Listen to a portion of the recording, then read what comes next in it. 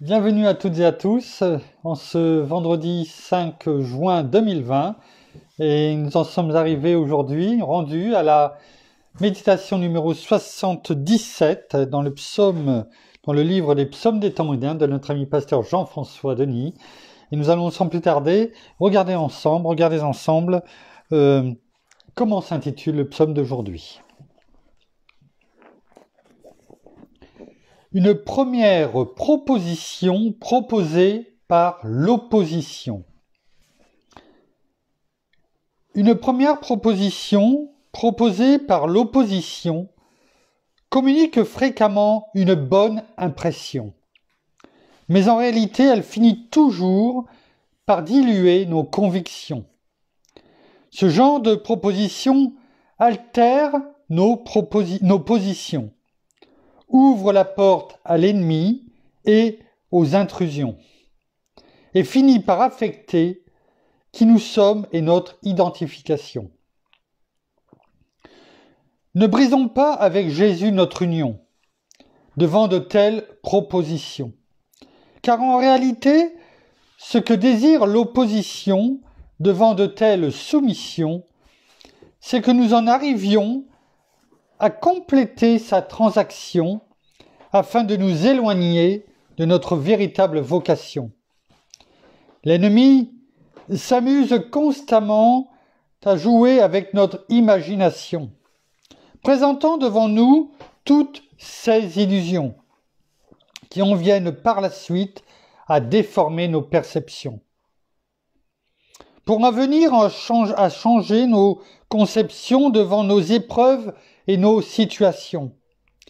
Ma prière, c'est que malgré les délais dans l'accomplissement de ces promesses, nous puissions continuer à résister à l'adversaire avec robustesse, car c'est souvent dans cette période d'attente qu'il nous presse, nous agresse et nous oppresse, pour nous amener à devancer le plan de Dieu sur nos vies en acceptant ses offres enchanteresses.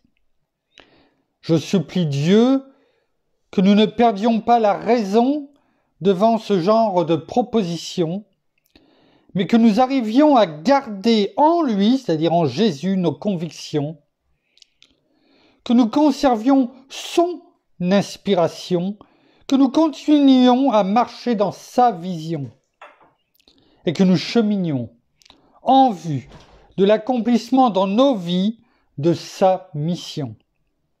C'est alors que nous parcourrons sans aucun doute le chemin vers notre véritable destination. Amen. Merci Père, merci Seigneur, merci bien-aimé Saint-Esprit pour cette méditation des psaumes des temps modernes numéro 77 que tu as mis devant nos yeux et devant nos oreilles ce soir. Que ta parole qui en découlera, soit pour nous. Et pour nous, oui, pour toi, un parfum de bonne odeur. Et que vraiment, ton enseignement encore ce soir, bien-aimé Saint-Esprit, dans le nom de Jésus, nous enseigne combien dans notre vie, tu es l'essentiel. Tu es notre autorité. Amen.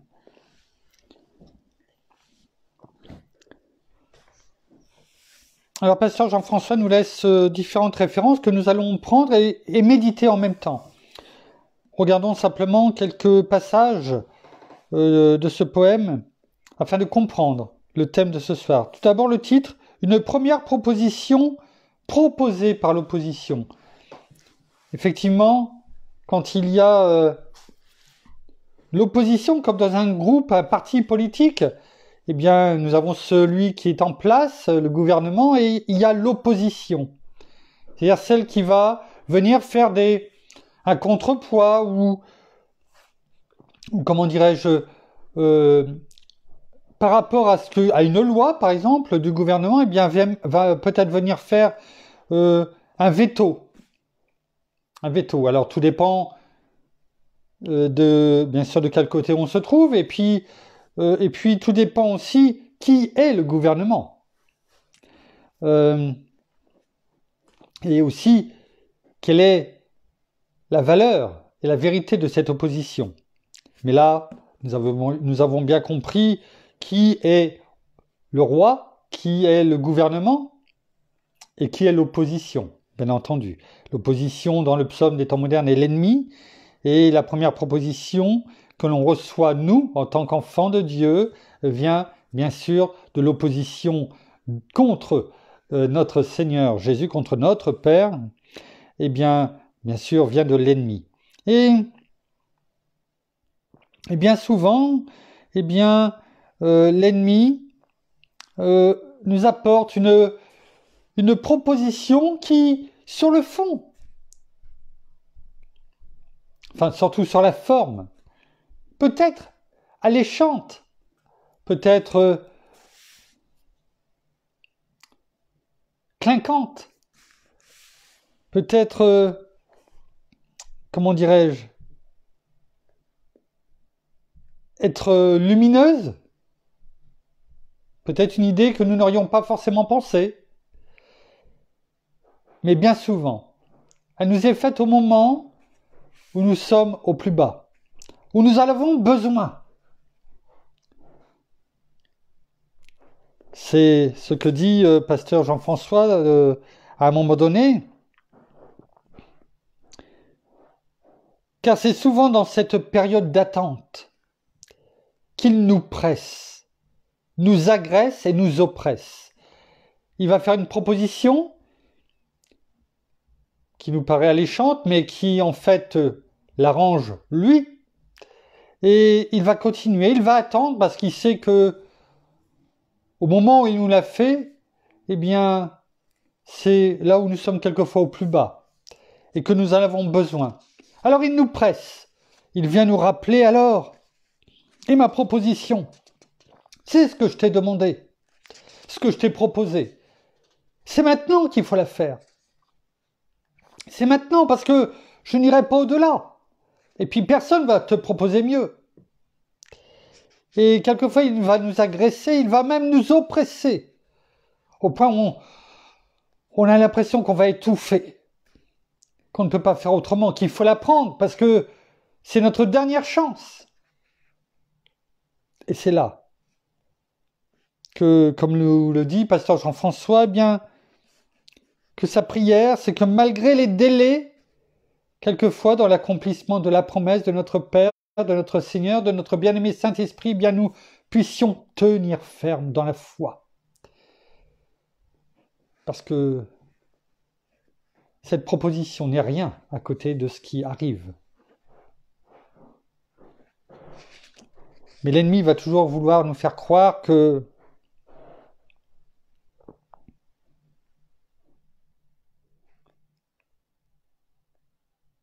nous ne pouvons pas avoir mieux, que nous ne sommes peut-être pas bien, que nous prions mal, que nous lisons mal, que nous ne comprenons rien, que nous ne pouvons plus prier, et que lui, il a la solution. Lui, l'ennemi. C'est ça sa proposition. Sa proposition, c'est « Viens, tu vas voir, c'était mieux avant. T'étais pas oppressé. C'était mieux. Tu pouvais faire ce que tu voulais. Tu pouvais rire de tout. Tu pouvais avoir toute pensée. Oui, certes malsaine, mais tu ne le savais pas, parce que c'était moi qui te dirigeais. Reviens. C'était nettement mieux avant. Tu pouvais rigoler. T'étais joyeuse. Ou joyeux.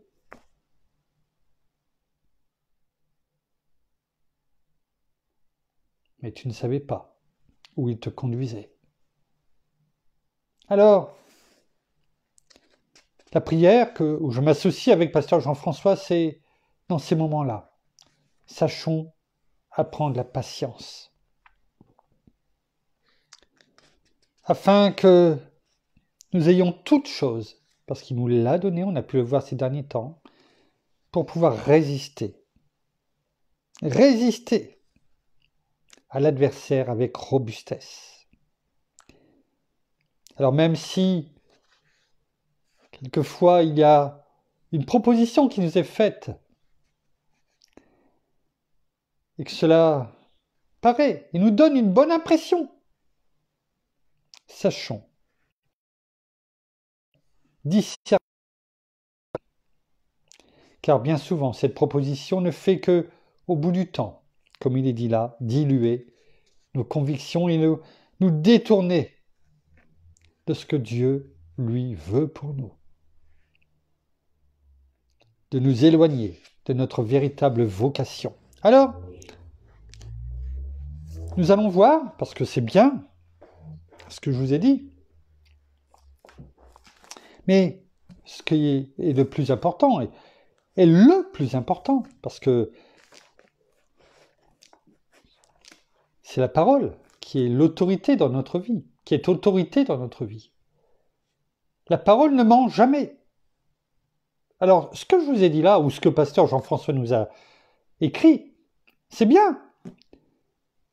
Mais la parole, elle, qu'est-ce qu'elle nous dit? Alors, nous allons prendre les différentes références que nous a laissées pasteur Jean-François et nous allons en voir quelques-unes dans Exode.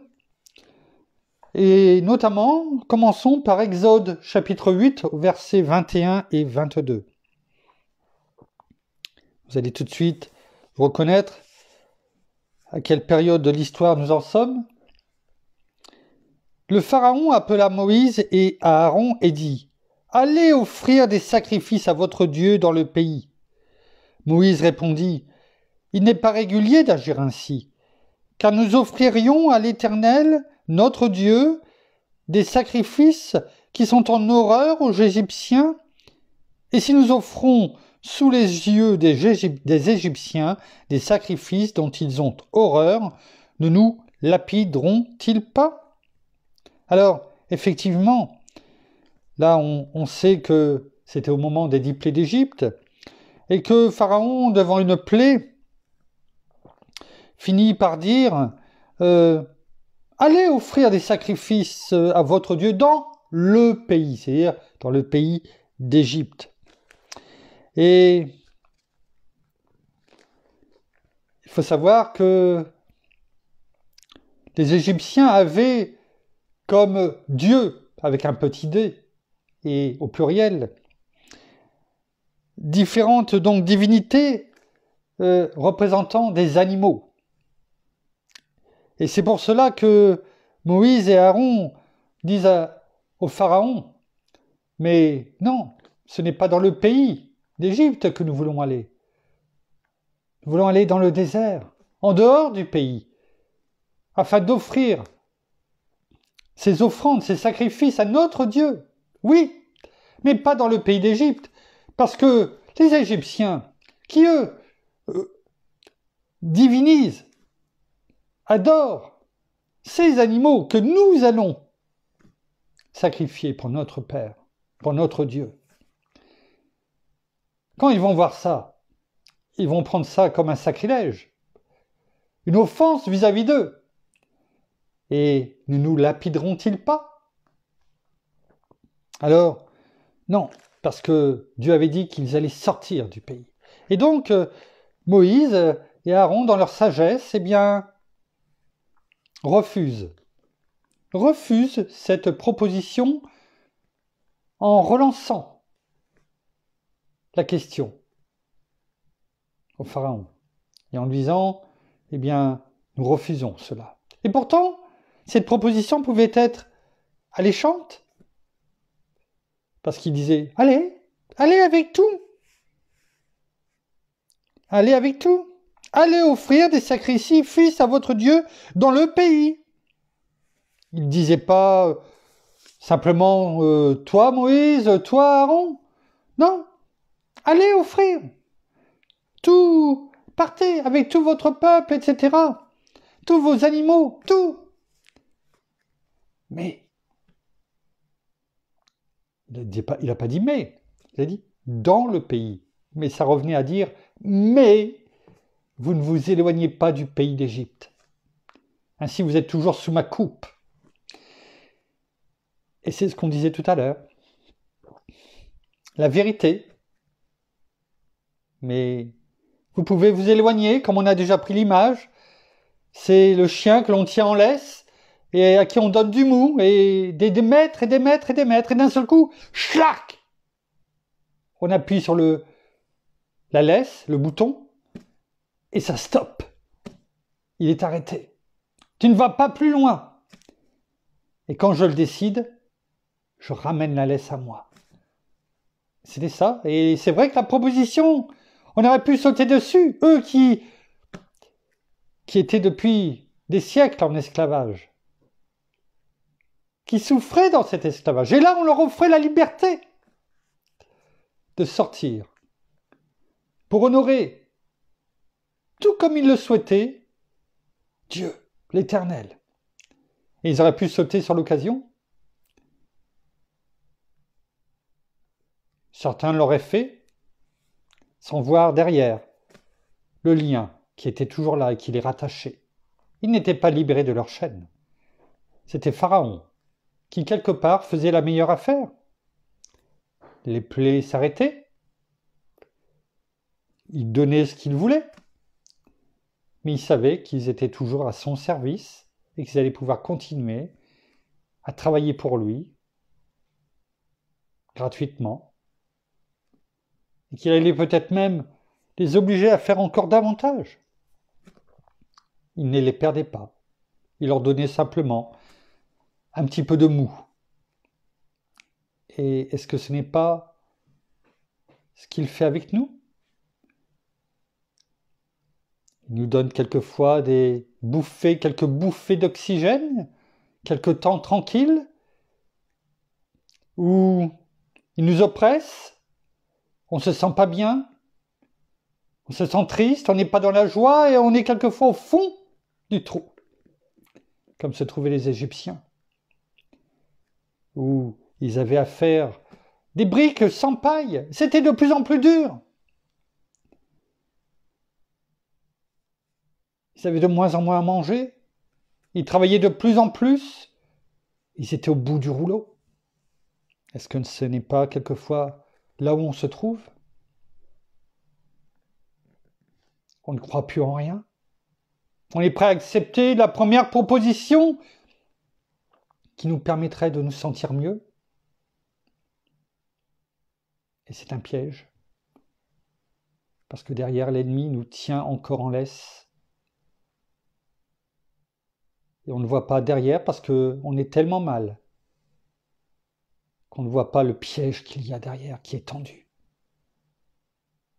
Alors, faisons plutôt comme Moïse et Aaron et refusons cette proposition.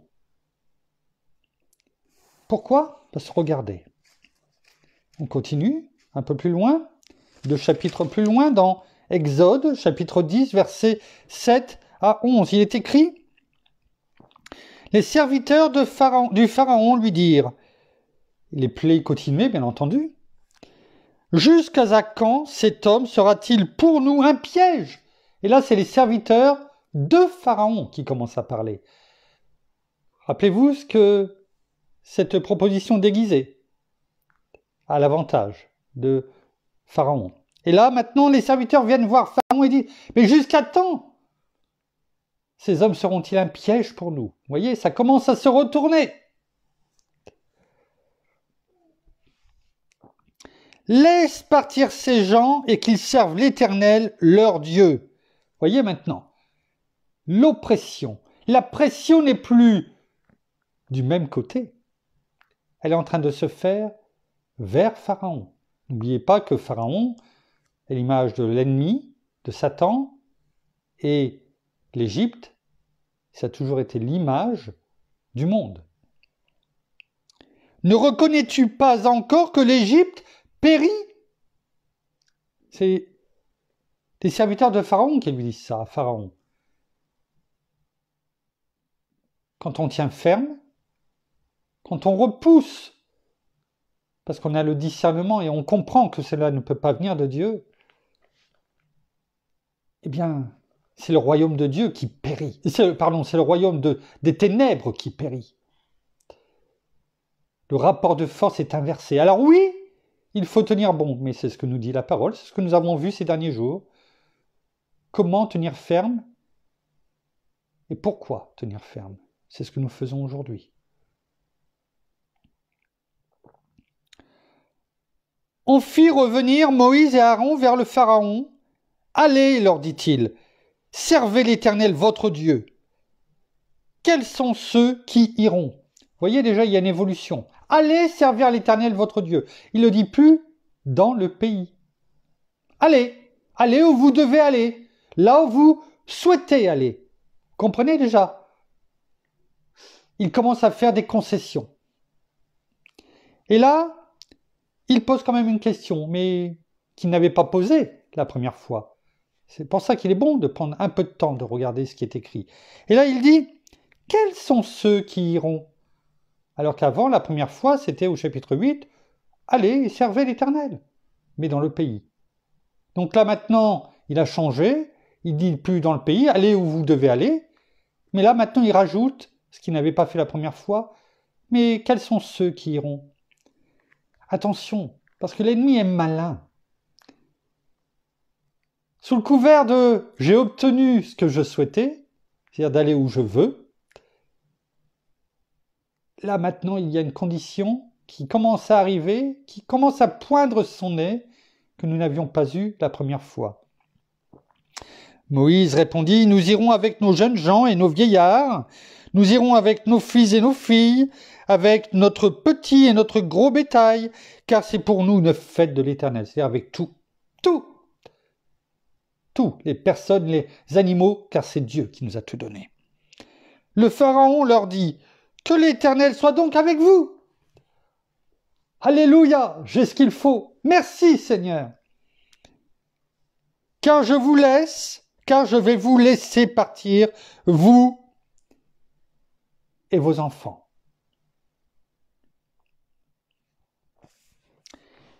Et il est malin, il est culotté en plus.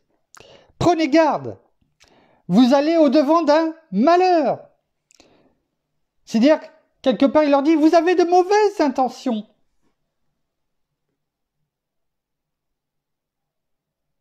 Mais c'est pas grave. Moïse savait, là, à cet instant, qu'il avait obtenu tout ce qu'il voulait. Verset 11. Pharaon dit, « Mais non, pas cela.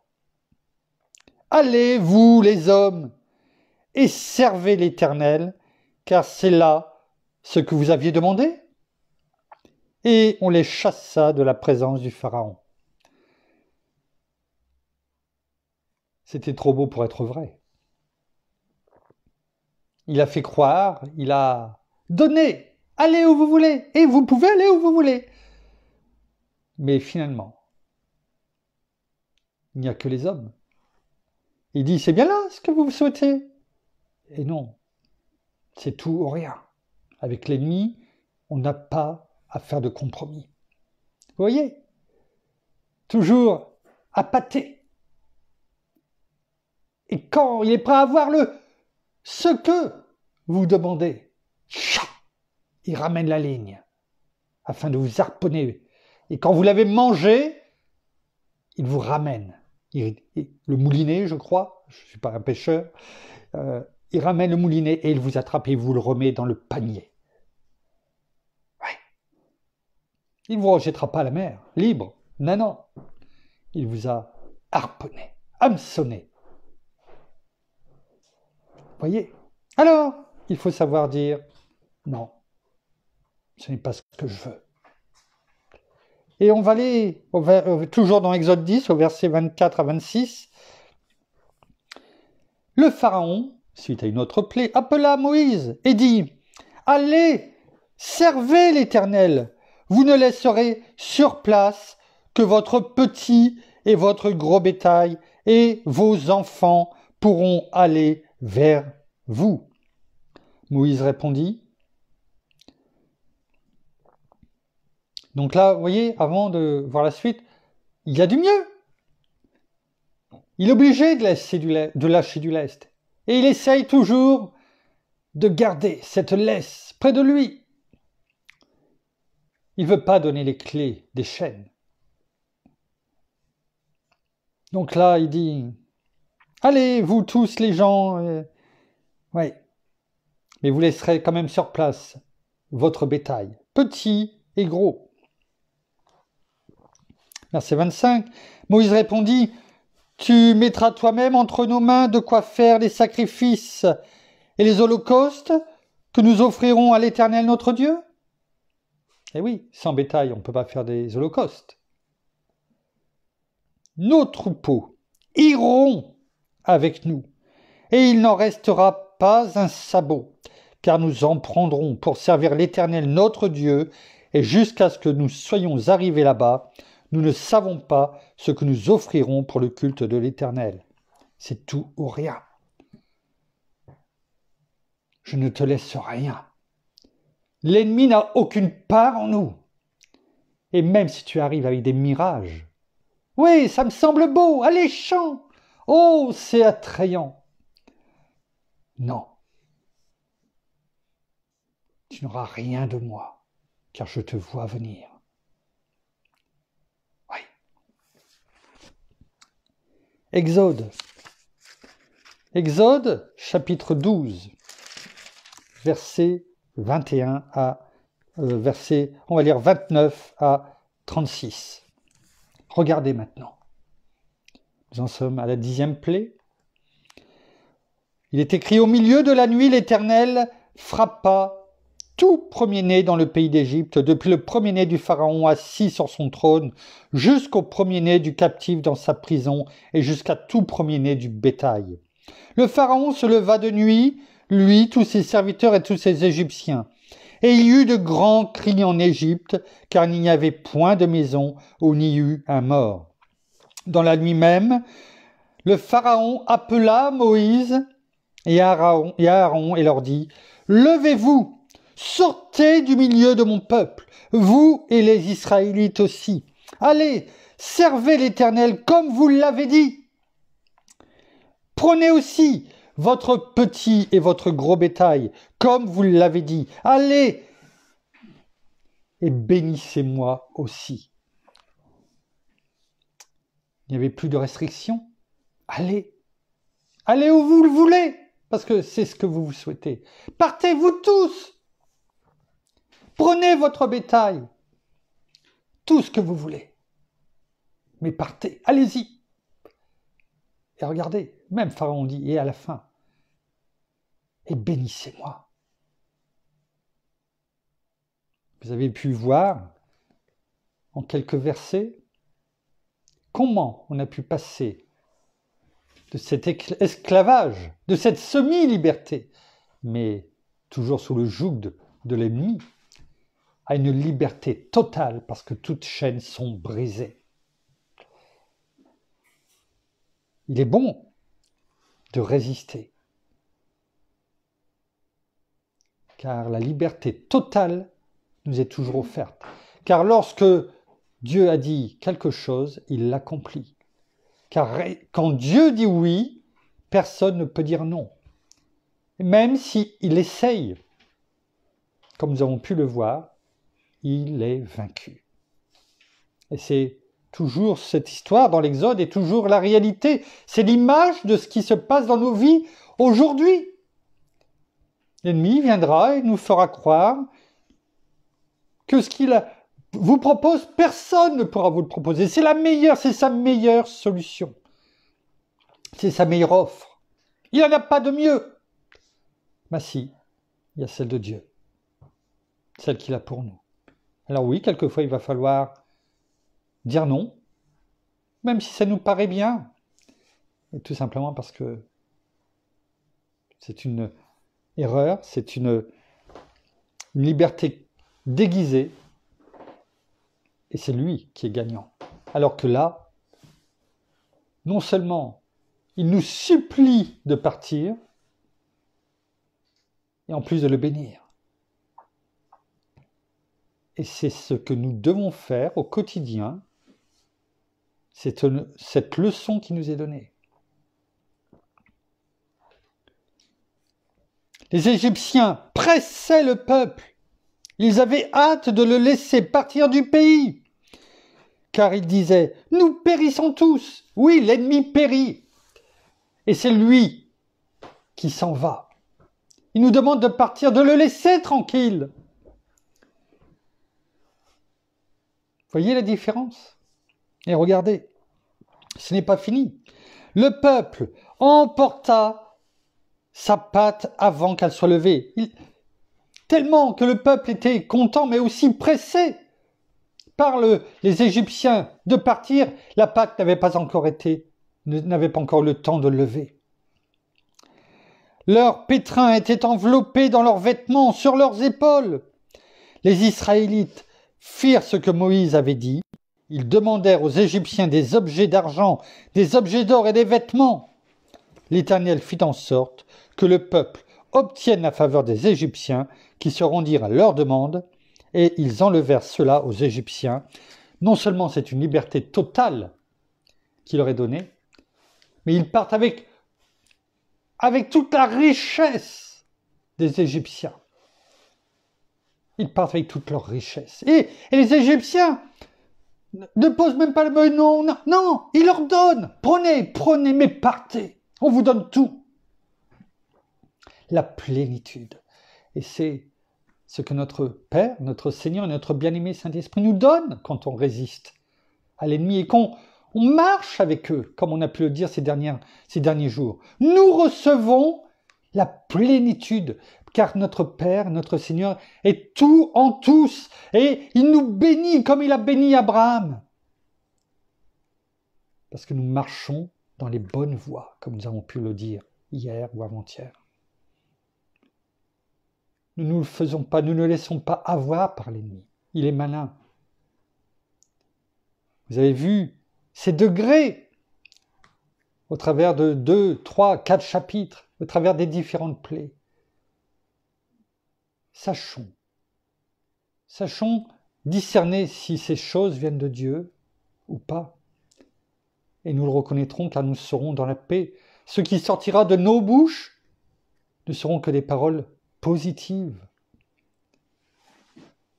N'oublions pas que nous avons reçu, en venant à notre Seigneur, son caractère, les fruits de l'Esprit.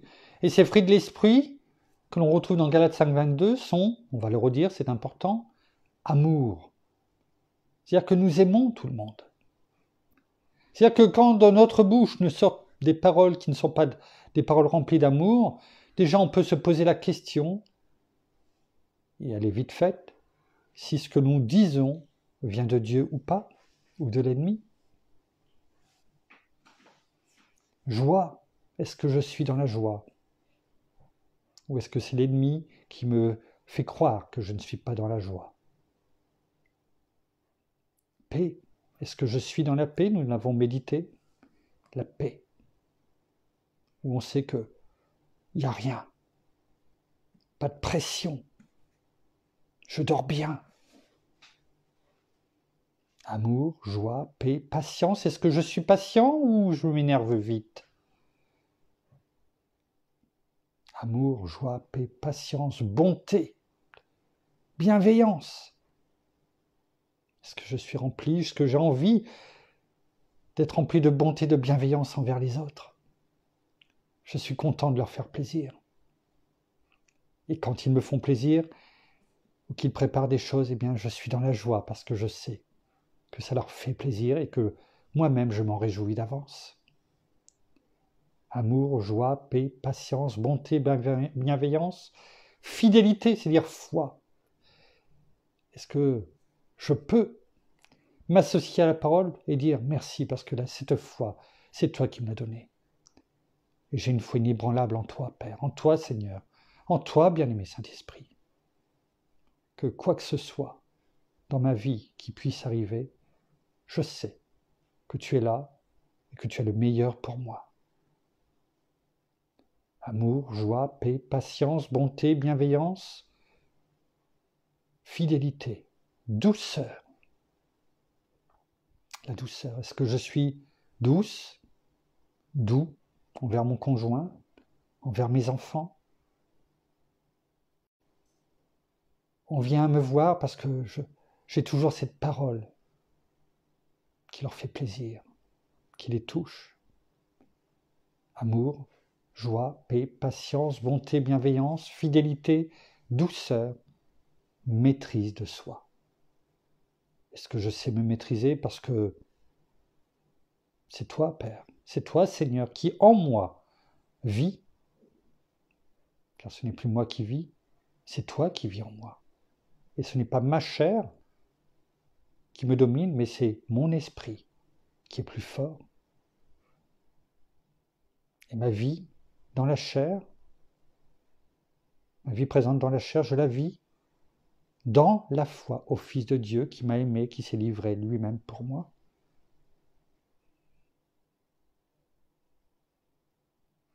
L'ennemi n'a aucune part en nous. Lorsque nous savons et nous raisonnons, non pas avec notre intelligence, mais avec notre esprit. Car notre esprit est plus fort que tout, que notre corps, que notre âme. Donc que l'ennemi, comme on a pu le voir au travers de ces quelques versets. Et pour terminer, 2 versets dans Actes 25, versets 9 et 10. Festus, qui était le nouveau gouverneur qui prenait la place de Félix pendant que l'apôtre Paul était en prison, eh bien Festus dit, dans Actes 25, versets 9 et 10, Festus, qui voulait s'assurer les bonnes grâces des Juifs, répondit à Paul qui était en prison, « Veux-tu monter à Jérusalem pour y être jugé là-dessus devant moi ?» Paul, qui a passé 2 ans en prison en Israël, eh bien, le Festus lui dit, « Viens, on va te juger en Israël, enfin à Jérusalem. » Ouais, sachant que les Juifs étaient contre lui, quoi. Hein, c'était plus près. Viens, tu vas pouvoir être jugé loyalement, viens à Jérusalem. Non, ça paraissait facile, c'était pas loin. Et peut-être, par la grâce de Dieu, je pourrais, moi, Paul, sortir de prison. C'était à Jérusalem, quand même. Hein? Ils aiment Dieu. Mais sous le couvert de cette bonne idée, c'était une machination, parce que Dieu ne le voulait pas là. Il le voulait à Rome. Et c'est ce qu'il dit au verset 10. Paul dit, « Je me tiens devant le tribunal de César. Et c'est là que je dois être jugé, c'est-à-dire à Rome, parce que César était à Rome. Je n'ai fait aucun tort aux Juifs. Donc, si je n'ai fait aucun tort, je n'ai pas à me défendre. Je n'ai fait que faire ce que Dieu me disait, et je n'ai rien fait contre les Juifs. Comme tu le sais toi-même fort bien. » Et finalement, il n'a pas accepté cette proposition, peut-être alléchante, mais qui n'était pas une bonne proposition. En tout cas, pas la volonté de Dieu. Parce que Dieu lui avait dit que c'était à Rome qu'il devait aller. Et enfin, pour terminer, un verset que l'on connaît bien, de l'apôtre Jacques, dans le chapitre 4, au verset 7, que nous avons médité il n'y a pas si longtemps que cela. Et c'est ce que nous devons faire afin de mettre en pratique tout ce que nous avons vu ce soir et tout ce que nous avons lu. Soumettez-vous donc à Dieu, résistez au diable, c'est-à-dire ne prenez pas ce qu'il vous offre, car c'est jamais bon. C'est à lui de s'agenouiller devant vous, et non pas à vous, non pas à nous, d'accepter ses propositions. Et il fuira loin de vous, en tout cas il nous éloignera loin de lui, comme l'a fait Pharaon avec le peuple. Merci Père, merci Seigneur, merci bien-aimé Saint-Esprit, une fois de plus, pour cet enseignement que tu nous as donné. Nous terminons par la prière. Tu veux bien prier? Merci Seigneur, merci. Oh, merci Seigneur encore pour la parole encore que tu nous as donnée encore ce soir.